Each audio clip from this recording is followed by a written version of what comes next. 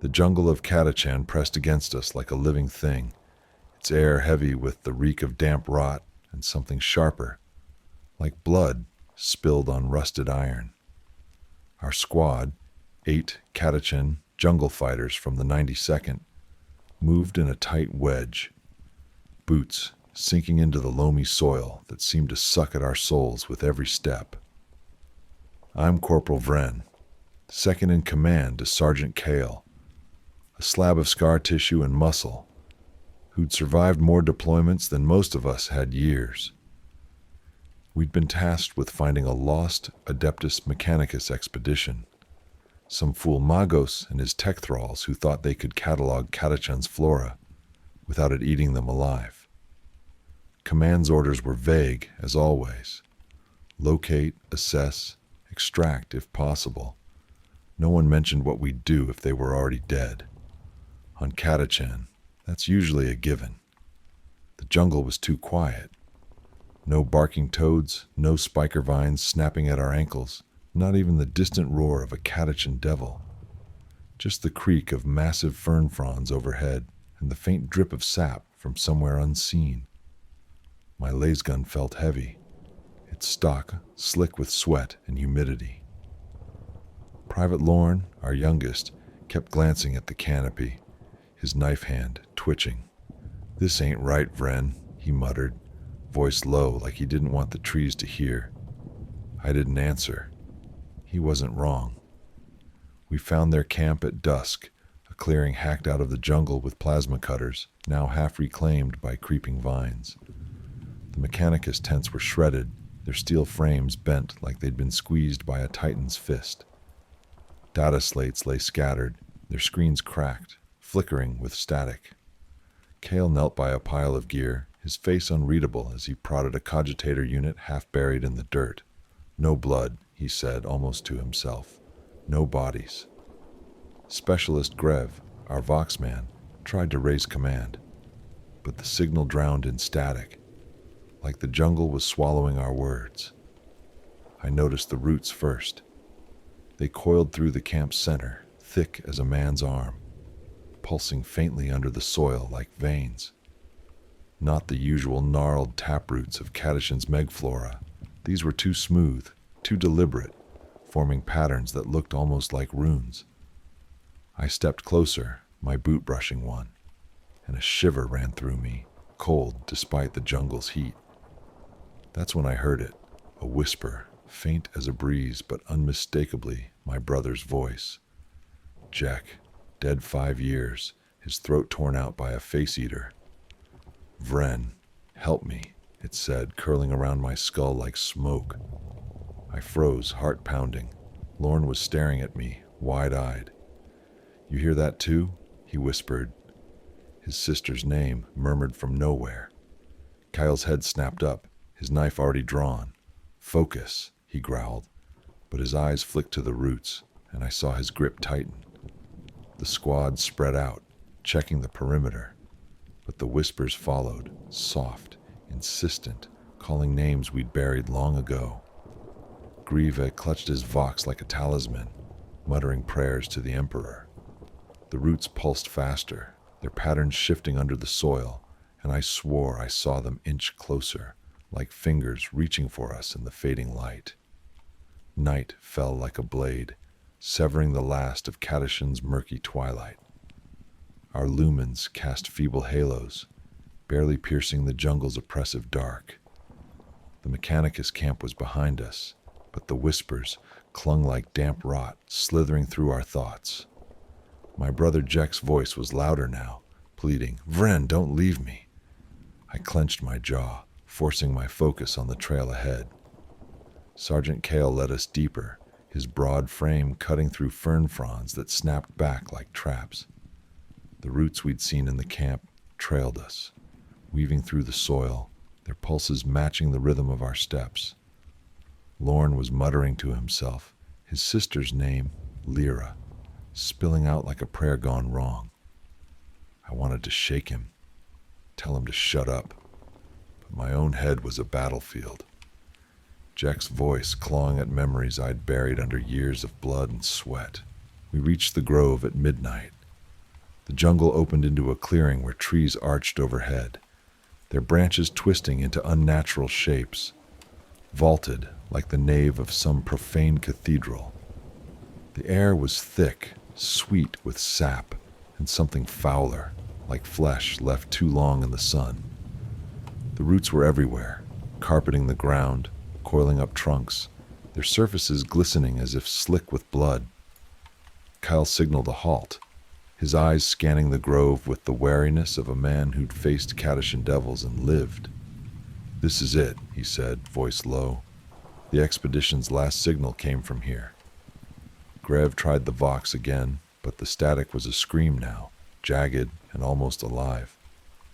He swore, slamming the unit against his thigh, and I caught a flicker of fear in his eyes. Grev, who'd laughed off a spiker vine through his leg. The whispers surged, a chorus of the dead. Jack's voice begged me to stay. Lorne's sister promised safety if he'd just lie down. Private Tars, our heavy gunner, clutched his head, muttering about his father, lost to a barking toad a decade ago. Then it happened. Private Yorn, our scout, stepped too close to a root cluster. The ground shuddered and the roots moved, fast as spiker vines, wrapping his legs, his waist, his chest. He screamed, a raw animal sound, as they dragged him toward a tree's base. His knife flashed, cutting one tendril, but more surged up, pinning his arms. Sap oozed from the cuts, black and viscous, and the tree seemed to groan, a low vibration that shook my bones. Kale lunged, his Catachan fang hacking at the roots, but they tightened, pulling Yorn into the soil until only his hand remained, fingers twitching, then still. We stood frozen, laser guns trained on the tree, its branches now swaying without wind. The whispers laughed, a sound like leaves scraping bone. Lorne was shaking, accusing Tars of hearing lies, saying his sister warned of betrayal. Cal barked orders to form up, but his voice cracked, and I saw his hand hover over his knife, uncertain. The grove felt alive, watching, its roots curling closer, daring us to run. Retreat meant abandoning Yorn, but staying meant facing whatever had claimed him, and the Mechanicus before us. The whispers grew louder, promising answers if we'd just stepped deeper into the grove's embrace. The grove's air was a chokehold, thick with the stench of sap and something metallic, like blood pooling in a wound. My brother Jack's voice was a blade in my skull, now joined by others, comrades lost to Catachan's jaws, their whispers weaving a net of guilt and fear. Sergeant Kale's face was stone, but his eyes betrayed him, flicking to the roots that pulsed beneath the soil, their patterns tightening like a noose around us. Yorn's scream still echoed in my ears, his hand now gone, swallowed by the earth where the tree loomed, its branches curling inward as if to cradle us. The squad was fraying. Lorne's mutters had turned to shouts, accusing Grieva of hiding something, while Tars gripped his heavy bolter like it could silence the voices. I felt it too, the urge to lash out, to trust no one, as Jek's pleas turned to accusations. "You left me, Vren." Kale ordered us to dig. If the Mechanicus had left answers, they'd be under the grove where Yorn had been taken. We hacked at the soil with entrenching tools, the roots resisting like living sinew, bleeding black sap that burned our gloves. Every strike felt watched, the whispers rising to a fevered pitch, now forming words, "Leave," or "Join us." Lorne dropped his tool, clutching his ears, and I saw blood trickle from his nose. Grev's vox spat static, a garbled scream cutting through, human, but not ours. Cal drove us on, his Catachan fang slicing roots that snapped back like vipers. After an hour, we hit stone, not the jagged bedrock of Catachan, but something carved, smooth, etched with symbols that writhed under our lumens, like worms caught in light. It was a shrine, buried beneath the grove, its surface alien, not human, not even Eldar. Something older, its angles wrong, its carvings pulsing with the same rhythm as the roots. The whispers were deafening now, a chorus of warnings. Turn back, you are not welcome. Tars, his face pale, swung his bolter at the shrine, screaming about his father's voice commanding him to destroy it. Before Kale could stop him, Tars fired, the bolt rounds tearing into the stone and the ground shook, roots surging up like spears. Lorn tackled Tars, shouting that he was one of them, his knife flashing. I pulled Lorn off, but not before he'd cut Tars's arm, the blood mixing with sap on the ground. The roots drank it, glowing brighter, and the shrine's carvings began to shift, forming faces, Jeks, Yorns, others we didn't know. Kyle roared for order, but the squad was breaking. Grev was on his knees, Vox abandoned, whispering to someone only he could hear. The shrine's presence was a weight, its symbols whispering of a mind beneath the jungle, ancient, hungry, using our dead to bait us. Tars, bleeding, claimed we were already claimed, his eyes wild. The roots closed in, and I felt Jek's voice urge me to stay, to dig deeper, to join him. Kale's knife was at Tars's throat, demanding answers, but the grove itself seemed to answer, its whispers now a command. Kneel, or die.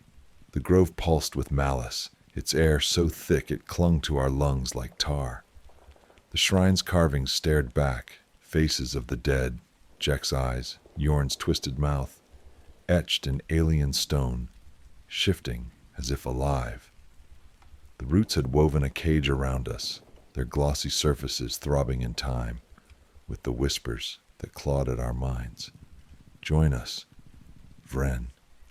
Jek's voice was a hook, dragging up memories of his death, his screams, as the face-eater tore into him, my failure to save him. Sergeant Kale's knife was still at Tars's throat, but his hand shook, his own ghosts screaming in his ears. Lorn was a wreck, rocking back and forth, muttering Lyra's name, while Grev stared blankly, his Vox spitting static that sounded like laughter. The squad was unraveling and the jungle knew it. Kyle growled, forcing focus. Explosives, he barked, pointing at the shrine. We end this now. I grabbed the melta charges from my pack, hands trembling as Jek's voice begged me to stop. The roots reacted, surging toward me, faster than any spiker vine. One lashed my ankle, its touch burning through my boot, and I hacked it away with my knife, the sap hissing as it hit the ground. Griv screamed, not in pain but terror, as roots coiled around his legs, dragging him toward the shrine.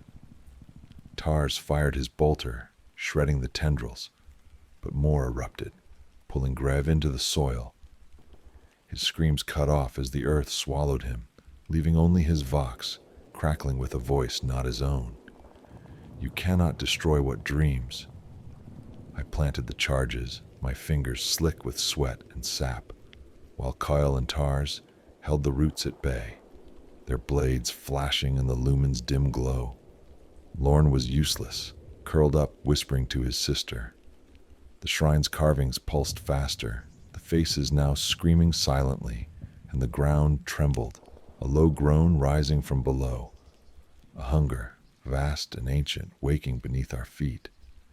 The whispers turned sharp, commanding, feed us, or be consumed. I primed the charges, but the roots tore them free, wrapping them like prey, their lights flickering out. Tars roared, unloading his bolter into the shrine, but the stone absorbed the rounds, its surface rippling like water. Cal grabbed my arm, his eyes wild but clear. It's not the shrine, he said. It's the jungle. It's using their memories, our dead, to trap us. He was right. The Mechanicus hadn't just found a shrine, they'd woken something. A Xenos mind that fed on grief, twisting our losses into bait. The roots surged again, and Tars was caught, vines piercing his chest, dragging him under as he screamed his father's name. Only Kale, Lorn, and I remained, surrounded by a grove that breathed, its hunger palpable. The ground split, revealing a sinkhole below, roots spiraling into darkness, calling us to join the feast. The grove was a maw, its roots a writhing tongue lapping at our sanity. The sinkhole yawned beneath the shattered shrine, a black throat where roots spiraled downward, pulsing with sickly light. Jack's voice was a scream now, not pleading but commanding, "Vren, come home." My chest ached with guilt, his death replaying. My hesitation, his blood on the jungle floor. Sergeant Kale's face was a mask of scars and resolve, his Catachan fang dripping with black sap as he hacked at encroaching roots. Lorne was gone, not physically but mentally, curled into a ball, whispering to his sister's ghost, eyes vacant. The jungle's whispers were a chorus of the dead, our squad's names mingling with those we'd lost, Jack, Yorn, Grev, Tars, promising peace if we'd only surrender. The air burned with the stench of rot and ozone, the ground trembling as the Xenos' mind below stirred, its hunger a pressure that crushed my ribs. Kyle grabbed Lorne, hauling him to his feet, but the boy's weight was dead, his mind consumed. "Move, Vren!" Kyle roared, shoving me toward the grove's edge. The roots lunged faster than thought, wrapping Lorne's waist. He didn't fight, didn't scream, just smiled as they pulled him into the sinkhole, his last words a soft, "Lyra." I fired my lace gun, beams searing uselessly into the mass, the roots shrugging off the heat like water. Kale dragged me back, his grip iron. But the jungle was alive, vines snapping from the canopy, blocking our retreat. The sinkhole widened, earth crumbling, and I saw it. A vast network below, roots stretching kilometers, glowing with bioluminescent veins. A mind that wasn't just in the grove, but was Catachan itself. Kale's eyes met mine. No fear, only duty. "Run," he said, thrusting his last grenade into my hands. "Warn them." Before I could argue, he charged the sinkhole, fang flashing, cutting a path through the roots. They swarmed him, piercing his arms, his chest, but he fought on, his roar drowning the whispers. The grenade's timer ticked in my palm as I sprinted, vines slashing my legs, Jack's voice screaming my betrayal.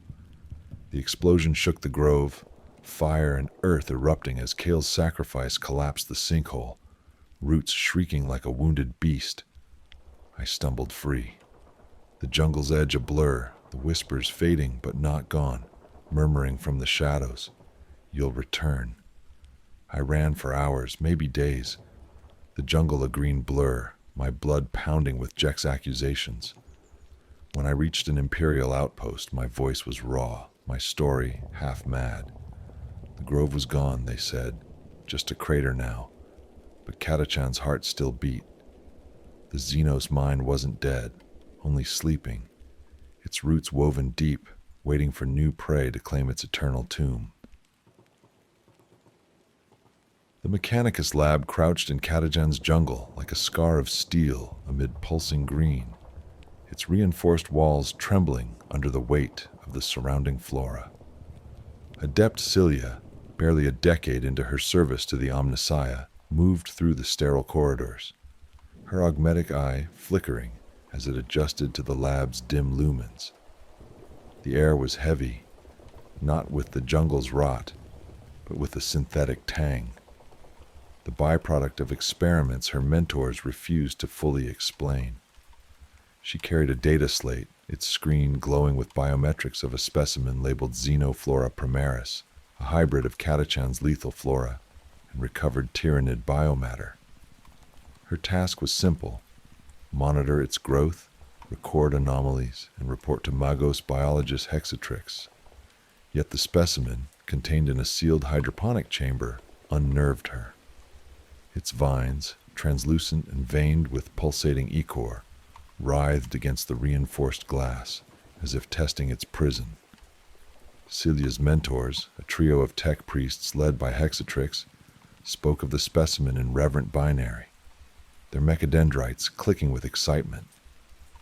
They believed it could be weaponized, a biological tool to purge tyrannid swarms without harming Imperial forces. Celia, though, saw something else in its movements. Purpose, intelligence, a hunger that mirrored the jungle outside. The lab's sensors chirped, registering a spike in the specimen's growth rate, its tendrils coiling into patterns that mimicked neural networks.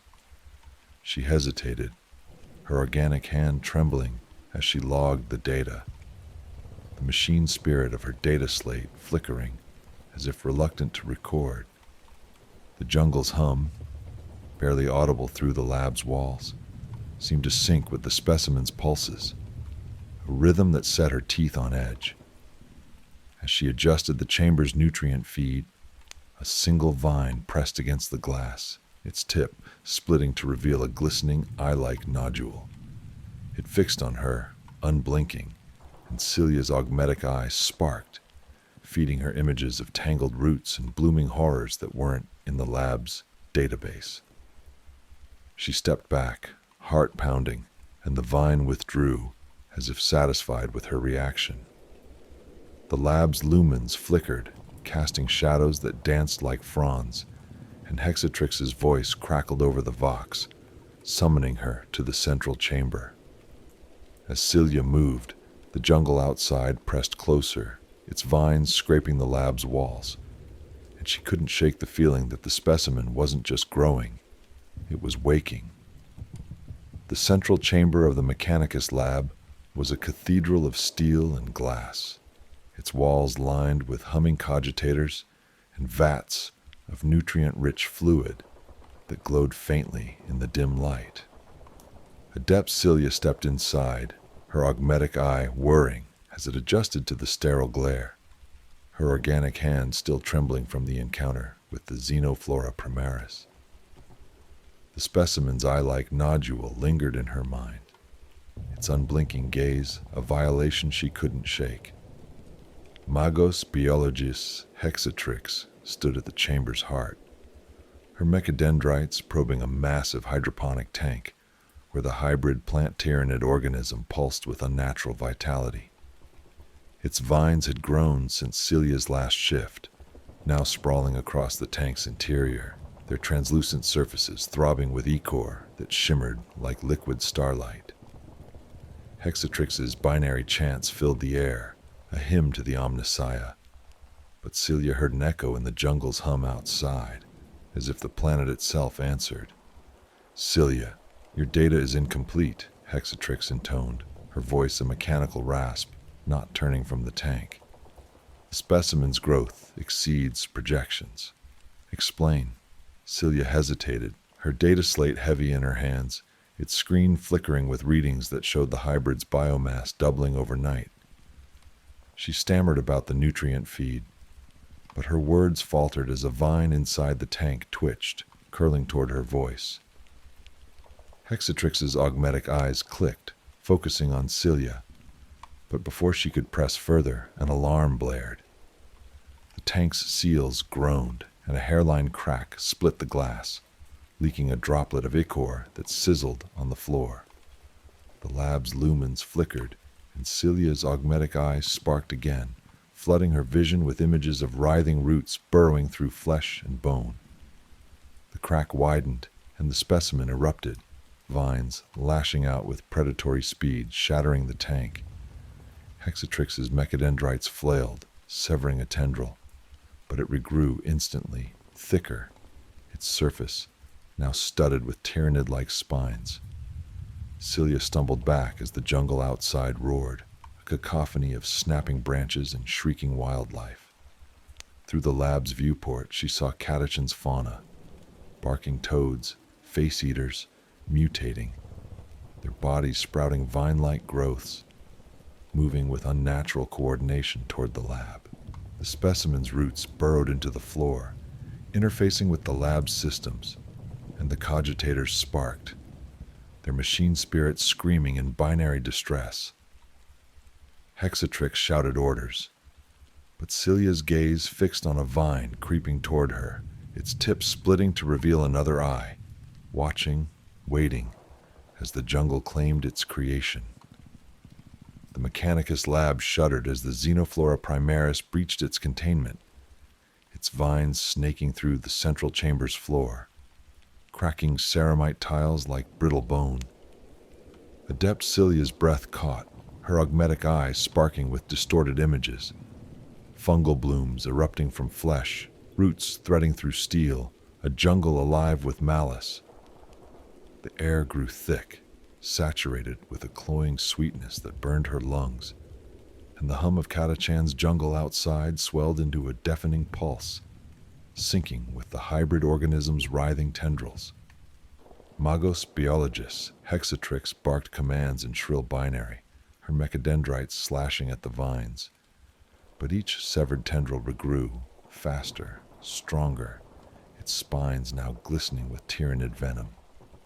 Celia's data slate sparked and died, its machine spirit overwhelmed, leaving her clutching the useless device as the lab's lumens flickered, casting shadows that danced like predatory fronds. Through the shattered viewport, Celia glimpsed the jungle's transformation. Barking toads, their hides sprouting pulsating vines, moved in eerie unison, circling the lab. Face-eaters clung to the walls, their maws lined with thorn-like growths, no longer solitary, but coordinated, as if guided by a single will. Celia's augmetic eye fed her fragments of data, logs from Hexatrix's forbidden experiments, detailing how the Mechanicus had fused tyrannid neural tissue with Catachan's flora to create a weapon. The hybrid wasn't just alive. It was forming a hive mind, interfacing with the jungle itself, turning every leaf and root into an extension of its consciousness. A vine lashed out, grazing Celia's arm, and a jolt of pain brought visions of her mentor's hubris, Hexatrix's dreams of controlling the organism, now a nightmare unfolding. The lab's defenses faltered, automated turrets misfiring as the hybrid's roots infiltrated their circuits. Hexatrix's remaining tech priests fell, one impaled by a vine that burst from his chest, blooming into a grotesque flower. Celia ran, dodging tendrils that whipped through the air, their eye-like nodules tracking her every move. She reached a sealed archive, its cogitators still humming, and accessed a fragmented log.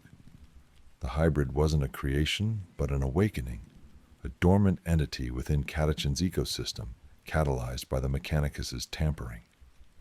The jungle's will was asserting itself, claiming the lab as its body. As Zelia barricaded the door, vines pressed against it, their tips scratching symbols into the steel, patterns that pulsed with the jungle's heartbeat, calling her to join them. The archive's steel door groaned under the pressure of the encroaching vines, their tips carving alien sigils into the metal, each scratch a whisper of the jungle's will. Adept Celia crouched in the flickering light of the archive's cogitators, her augmetic eye sparking erratically, feeding her visions of roots burrowing through her own flesh, merging with circuits and bone. The air was stifling, thick with the sweet rot of the Xenoflora primaris, its scent now indistinguishable from the jungle outside. Her organic hand clutched the last pistol she'd scavenged from a fallen tech priest, its charge flickering as the lab's power faltered. The hum of Catachan's ecosystem pulsed through the walls, a heartbeat that synced with the hybrid organism's tendrils, now threading through the lab's infrastructure like veins in a living body. Celia was alone, the last survivor, her mentor's hubris, a death sentence she now carried. The cogitators hummed, their screens displaying fragmented logs of Hexatrix's experiments. Celia pieced together the truth. The Mechanicus had sought to harness the hybrid's neural complexity, believing they could control its hive mind to target tyrannids. Instead, they'd awakened an ancient entity, the Green Maw, a consciousness woven into Catachan's flora, now amplified by tyrannid genetics. The organism wasn't just spreading, It was evolving, assimilating the lab's systems and the jungle beyond, forming a network that spanned kilometers. Celia's augmetic eye flared, showing her the hybrid's central node, a pulsating mass in the lab's lower levels, directing the vines and mutated fauna with cold intelligence. The archive shook, vines breaching the floor, their eye-like nodules fixing on her, their gaze heavy with intent. Celia knew her duty. The lab's self-destruct protocol, buried in the archive's cogitators, was her only chance to stop the green maw's spread. She accessed the system, her fingers trembling as she bypassed security runes, the machine spirits wailing in protest. The protocol required manual activation from the central reactor, a suicide mission, through corridors now choked with sentient flora. Vines lashed at her as she pried open the archive's door, their spines grazing her flak robe, injecting a burning venom that blurred her vision.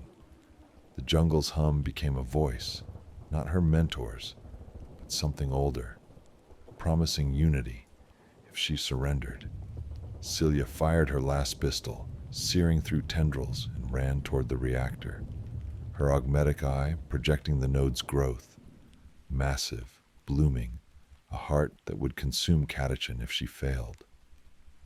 The Mechanicus lab was a dying beast, its corridors choked with the Xenoflora primaris's pulsating vines, their translucent forms weaving through shattered steel like arteries of a living god.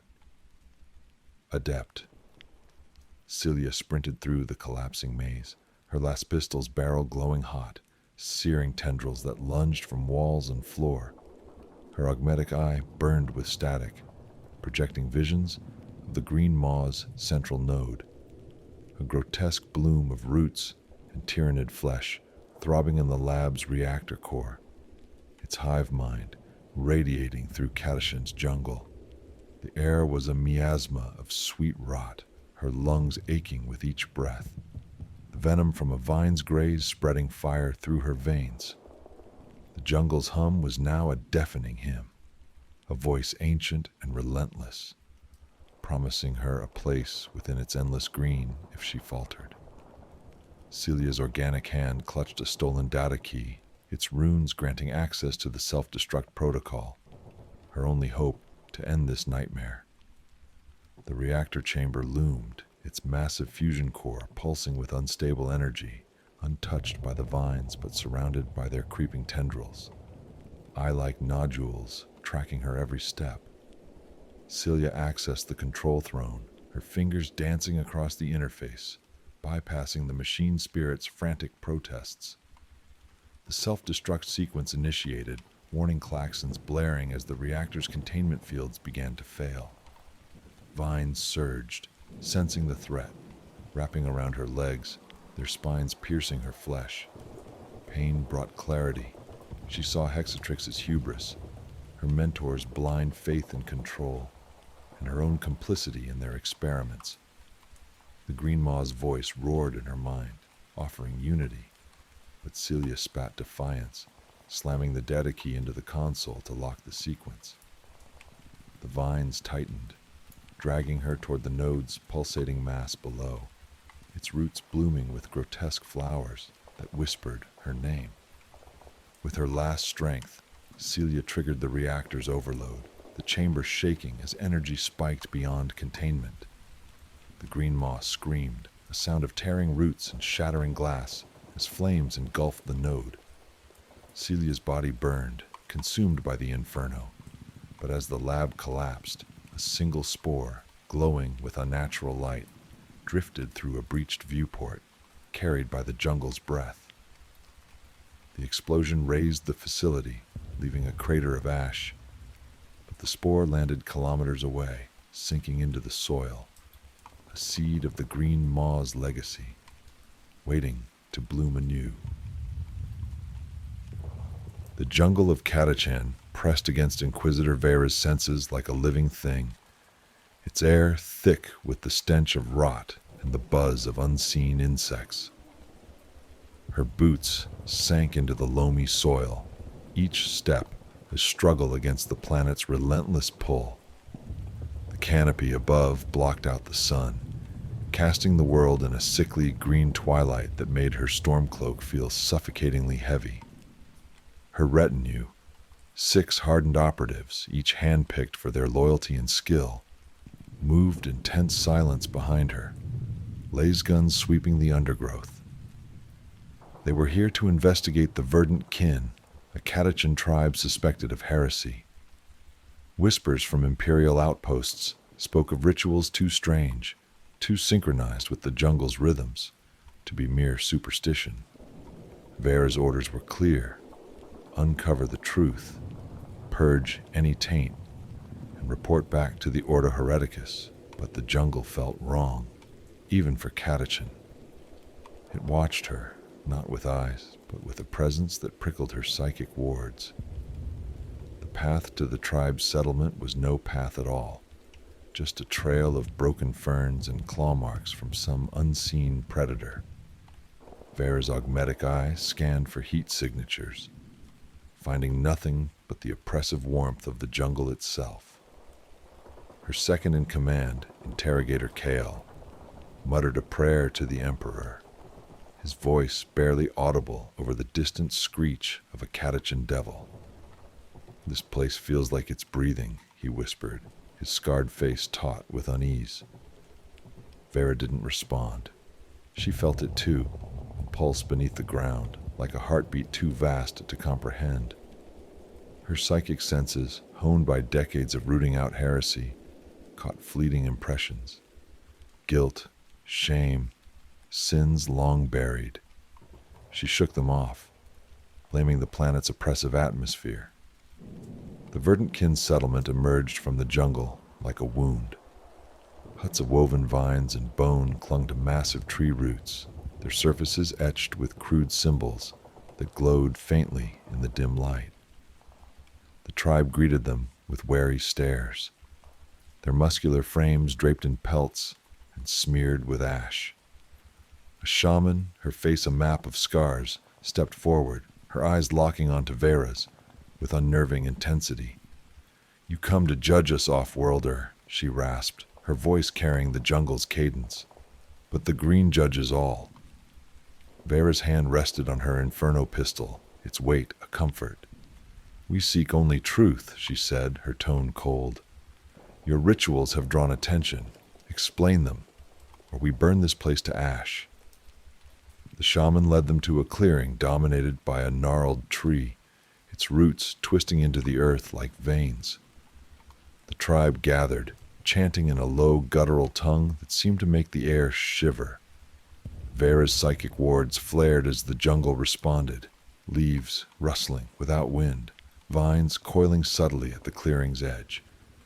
The shaman raised a bone dagger, slicing her palm, and let blood drip onto the roots. The ground pulsed, and Vera's mind was hit with a vision.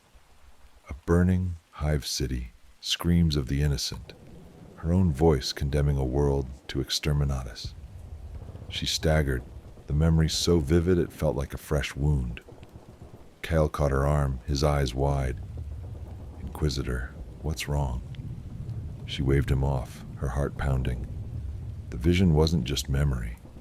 It was alive, probing her mind, unearthing sins she'd locked away. The chanting grew louder, and the tribe's eyes turned to Vera, not with hostility, but with pity. The shaman's voice cut through the haze. "The Verdant Judge sees your heart, off-worlder. It knows what you've done."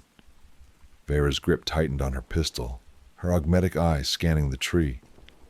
Its roots seemed to shift, forming patterns that resembled faces. Faces of those she'd condemned. The jungle's presence pressed harder, whispering her failures in a voice no one else could hear. Was this a psychic attack? A Xenos taint? Or something older? Something Catachan had birthed long before the Imperium's arrival. Her retinue shifted uneasily, their weapons trained on the tribe. But Vera sensed the real threat wasn't the Verdant Kin. It was the jungle itself, and it wanted her confession. As the chanting reached a crescendo, a vine snapped out from the tree, brushing Kale's arm. He flinched, his face paling as he muttered, "I shouldn't have left her." Vera's psychic senses caught a flicker of his guilt. A sister abandoned during a campaign, a secret he'd never shared. The jungle was feeding on it, growing stronger. She drew her pistol, aiming at the shaman. "What is this ritual?" she demanded. The shaman smiled, blood still dripping from her hand. "The green demands truth. Speak your sins, or it will take them from you." The roots pulsed again, and Vera's vision blurred with another memory, her own hands signing the order that doomed 1,000,000,000 souls. She fought to stay upright, her mind screaming against the intrusion. The jungle wasn't just alive, it was judging her, and it would not let her leave unpunished. The jungle's pulse thrummed beneath Inquisitor Vera's boots, a rhythm that matched the pounding in her skull. The Verdant kin's chanting had stopped, but the silence was worse. Heavy, expectant, as if the jungle itself held its breath. The gnarled tree at the clearing's center loomed larger now, its roots sprawling like arteries, glistening with a faint, unnatural sheen. Vera's augmetic eye whirred, scanning for warp signatures, but found only biological anomalies, patterns too complex, too deliberate, to be mere flora. Her psychic wards burned hot, straining against an unseen pressure that clawed at her mind, dragging up memories she'd buried under decades of duty. The hive city's flames flickered in her vision again, the screams of the condemned echoing in her ears. She gritted her teeth, forcing the images down, but they clung like damp rot. Her retinue stood rigid, their laser guns still trained on the tribe, but their eyes betrayed fear. Interrogator Kale's face was ashen, his hand trembling as he clutched his weapon. "It's in my head," he whispered, voice cracking. "I see her. My sister. I left her to die." Vera's gaze snapped to him, her own guilt mirrored in his confession. The shaman watched them, her scarred face unreadable, blood still dripping from her sliced palm onto the roots. "The Verdant Judge knows you," she said, her voice a low hiss that seemed to come from the trees themselves. "It sees what you hide. Speak, or it will take." Vera's Inferno pistol hummed in her grip, its heat a tether to reality. "This is no judge," she spat. "It's a Xenos trick, a psychic parasite. Name it, or I burn you all." The shaman's eyes gleamed, unafraid. "The green is older than your Imperium, off-worlder. It was here when stars were young. It feeds on truth, on the weight you carry." She gestured to the tree, and Vera saw it, a vine curling toward Kale, its tip quivering, as if tasting his fear. He flinched, firing a lasbolt into the undergrowth, but the vine didn't retreat. Instead, it split, forming tendrils that slithered toward the others. Trooper Merrick, a grizzled veteran, cried out, dropping to his knees. "The children. I couldn't save them," he sobbed, his lasgun clattering to the ground. Vera's psychic senses flared, a surge of emotional energy feeding into the jungle, making the roots pulse brighter.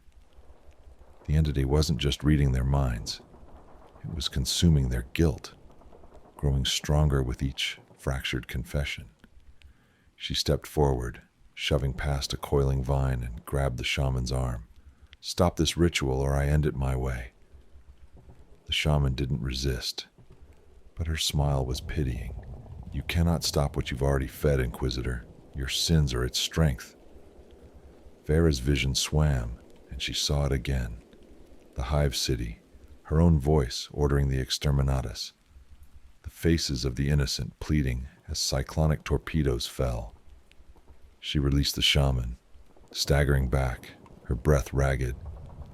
The jungle was inside her now, its whispers weaving through her thoughts, pulling at the cracks in her resolve. She'd condemned that world to save a sector, a choice she'd justified 1,000 times. But here, under Catachan's green gaze, it felt like murder. Kyle's scream snapped her back. The vine had wrapped around his wrist, its thorns piercing his flesh. He clawed at it, blood welling, but his eyes were distant, lost in his own memories. I should have gone back for her, he muttered, tears streaming down his face. Vera fired her inferno pistol, the blast incinerating the vine, but more emerged from the soil, faster now, as if angered. The tribe watched, unmoving, their chants replaced by a low hum that vibrated in Vera's bones. Her augmetic eye caught a shift in the tree's roots. They were forming patterns, faces of the dead, her dead, their mouths open in silent accusation. "Kale, focus!" she barked, hauling him to his feet. But the jungle's presence was relentless, and she felt her own guilt rising, threatening to drown her. The shaman raised her hands, and the jungle responded. Vines lashed out, snaring another trooper, Lisa, who screamed about a betrayal she'd never spoken aloud. Vera's psychic wards flickered, barely holding back the entity's probing. It wasn't chaos, nor tyrannid, but something ancient, tied to Catachan's core. The Verdant Judge, the shaman had called it, and it wanted their sins, their truths, to feed its endless hunger. The jungle's oppressive weight seemed to tighten around Inquisitor Vera, its air thick with spores that stung her throat with every breath. The clearing where the Verdant kin stood was no longer just a place. It was a courtroom, and the gnarled tree at its heart was both judge and executioner. Its roots pulsed with a sickly green glow, weaving through the soil like veins, each throb echoing the accusations clawing at Vera's mind. Her psychic wards were fraying, their protective lattice buckling under the relentless assault of the Verdant Judge, an entity that wasn't just alive, but aware, peeling back her defenses to expose the raw wounds of her past. The hive city burned again in her vision, flames licking at Hab spires, billions screaming as her exterminatus order erased them. She clenched her jaw, forcing the memory down, but it surged back, sharper, laced with the faces of children she'd condemned.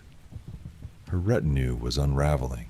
Interrogator Kale knelt in the mud, vines snaking up his arms, his eyes vacant as he muttered about his sister's death.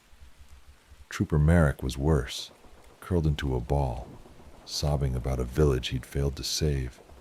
His laser gun abandoned as tendrils coiled around his legs. Trooper Lysa had turned on them, her face twisted with rage, screaming about a comrade she'd betrayed. She swung her combat knife at Trooper Gav, who barely parried, his own eyes glassy with visions of a massacre he'd survived. "Stop this!" Vera roared at the shaman, her inferno pistol aimed at the woman's chest. The shaman's scarred face remained serene, her voice a low chant. "The green sees all, Inquisitor. It feeds on what you hide. Confess, or it will break you." Vera fired a warning shot, the inferno blast scorching a nearby fern, but the jungle retaliated.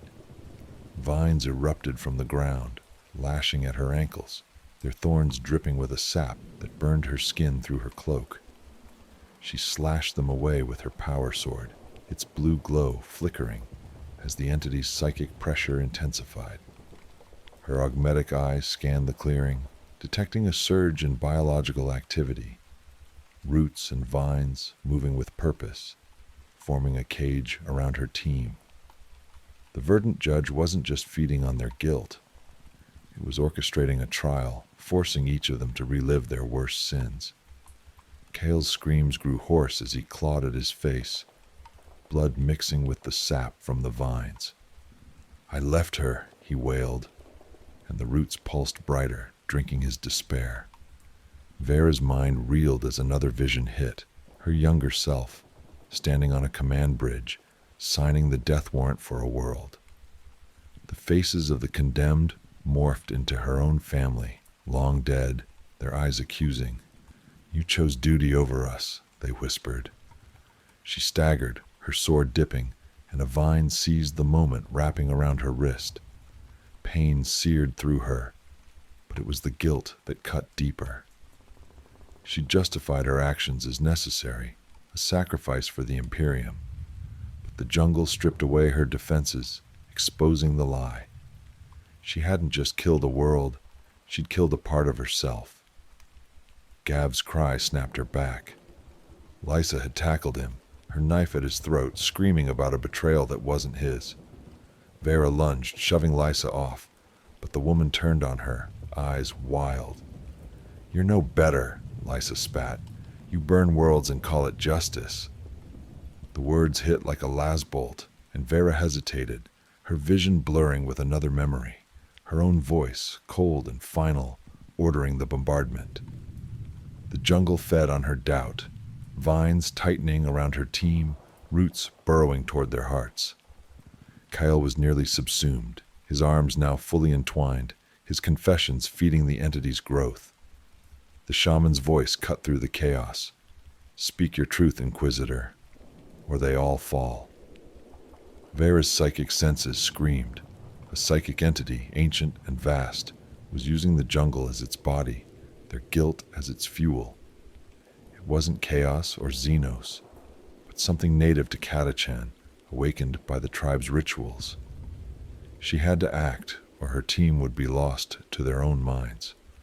But to fight it meant facing her own sins, and the Verdant Judge was waiting for her to break. The jungle's grip on Inquisitor Vera's mind was unrelenting, a suffocating tide of guilt that threatened to drown her. The clearing pulsed with the Verdant Judge's presence, its roots now a writhing mass beneath the soil, glowing with an unholy light that cast grotesque shadows across the Verdant kin's faces. Vera's psychic wards were in tatters, her augmetic eye flickering as it struggled to process the biological chaos around her. The air was thick with spores, each breath a violation, carrying whispers of her sins. Every decision, every life she'd taken in the Emperor's name. The Hive City burned in her vision, its flames now a constant backdrop, the screams of the condemned blending with her retinue's cries. She stood at the edge of the clearing, power sword humming faintly, its energy field stuttering under the jungle's psychic weight. Her team was breaking. Interrogator Kale was nearly gone, his body half subsumed by vines that pulsed in time with his weakening heartbeat, his lips moving in a litany of guilt about his sister. Trooper Merrick lay motionless, roots burrowing into his chest, feeding on his silent confessions. Lysa had collapsed after her attack on Gov, her knife discarded, her face contorted as she muttered about betrayals long past. Gav, the last still fighting, swung his lasgun like a club, severing vines that reached for him. But his eyes were wild, haunted by visions Vera couldn't see. The shaman stood by the gnarled tree, her blood-slick hands raised, her voice a low chant that seemed to command the jungle itself. "Confess, Inquisitor," she intoned. "The Verdant Judge offers absolution. Surrender your sins and be free." Vera's inferno pistol trembled in her grip, its barrel aimed at the shaman, but her finger hesitated on the trigger. The jungle's whispers grew louder, forming words in her mind. "You killed them. You chose power over mercy." The vision of the Hive City sharpened, her younger self, cold and resolute, signing the Exterminatus order. But now, the faces of the dead were her own. Her mother, her brother, their eyes pleading as the torpedoes fell. "It was necessary," she hissed, her voice cracking. The jungle laughed, a rustling cacophony that shook the leaves. Vines lashed out, wrapping her legs, their thorns piercing her armor, injecting sap that burned like acid. Pain grounded her, but only just. She slashed with her power sword, cutting herself free, but the effort cost her. Another vision surged, this time of a child clutching a rag doll, vaporized in the firestorm she'd unleashed. She stumbled toward the tree, the epicenter of the Verdant Judge's power. Her psychic senses screamed.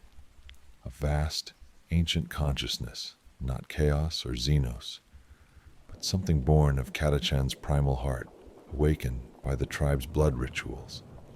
It fed on guilt, growing stronger with each confession, and Vera's was the richest feast. She reached the tree, its bark pulsing like flesh, and drove her sword into its roots. Sap sprayed black and viscous, and the jungle roared, a psychic scream that nearly shattered her mind. The shaman's chant faltered, her eyes widening. "You defy the judge?" she gasped. Vera's response was a snarl. "I defy anything that dares judge me." But the entity wasn't done. The ground erupted, roots coiling around her arms, pulling her toward the tree's maw-like knot. Her vision dissolved into a psychic duel, her will against the Verdant judges. She stood in a burning cathedral, the child's rag doll at her feet, her family's voices accusing her. "You could have saved us," they said. The entity's offer was clear: confess fully, surrender her will, and it would grant peace, absolving her sins. The temptation was overwhelming, a release from decades of guilt, but Vera's faith burned brighter. "The Emperor judges me," she spat, thrusting her mind against the entities, her psychic wards flaring one last time. The tree shuddered, roots retreating, but the cost was steep. Her team's screams grew silent, consumed by the jungle's hunger. The Verdant judge's presence was a crushing weight in Inquisitor Vera's mind, its psychic tendrils clawing at the last fragments of her resolve. The clearing was a graveyard now, the gnarled tree at its heart pulsing with a malevolent green light, its roots burrowing through the earth like arteries of some vast, sentient beast. Vera stood alone, her power sword flickering in her trembling grip, its energy field nearly spent. Her augmetic eye sparked, overloaded by the jungle's unnatural signals, biological patterns that mimicked neural networks, too complex for any mere plant. The air was thick with spores, each breath a violation, carrying the Verdant judge's whispers: "Confess and be free." Her retinue was gone: Kale, Marek, Lisa, and Gav, their bodies entwined with roots, their faces frozen in silent screams, their guilt consumed by the entity. The Verdant kin watched from the shadows, their shaman's blood-slick hands still, her eyes gleaming with reverence for the jungle's will. Vera's vision swam with the hive city's destruction, the flames now a constant inferno in her mind, the screams of billions blending with her own family's accusations. "You killed us," they whispered, their faces forming in the tree's bark. The Verdant judge's offer lingered: surrender her will, confess her sins, and find absolution in its embrace. Her psychic wards were ash, her mind exposed, and the temptation to give in was a knife's edge.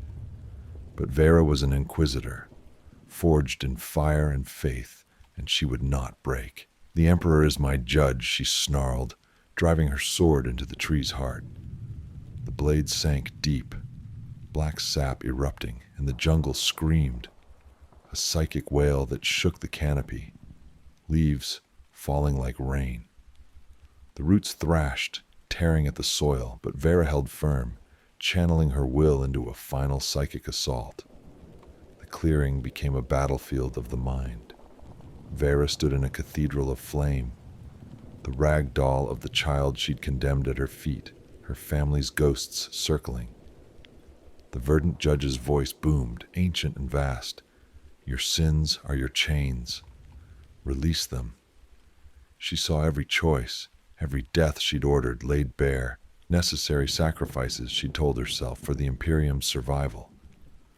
But the jungle stripped away her justifications, leaving only the raw truth. She'd chosen duty over mercy, and it had hollowed her. Yet she refused its absolution. With a scream of defiance, she thrust her mind against the entity, her faith a burning shield. The tree shuddered, its roots recoiling, sap boiling as if poisoned by her resolve. Vera staggered back, her sword falling from numb fingers. The shaman lunged, bone dagger raised, but Vera's inferno pistol flashed, reducing the woman to ash. The tribe scattered, their chants silenced, but the jungle's wrath surged. Vines lashed out, thorns piercing her armor, dragging her toward the tree's maw. She drew a promethium grenade, her last resort, and hurled it into the tree's core. The explosion roared, flames consuming the roots, the blast wave knocking her to the ground. The Verdant Judge's scream faded, its presence dimming, but not gone. As Vera crawled from the burning clearing, the jungle whispered still, her sins echoing in its leaves. She stumbled through the undergrowth, blood seeping from her wounds, her augmetic eye dark. The Verdant Judge was weakened, its ritual site destroyed, but Catachan's green heart was vast, eternal. Her escape was no victory. Her team was dead, her faith shaken, and the jungle's voice followed, questioning if her sins could ever be cleansed.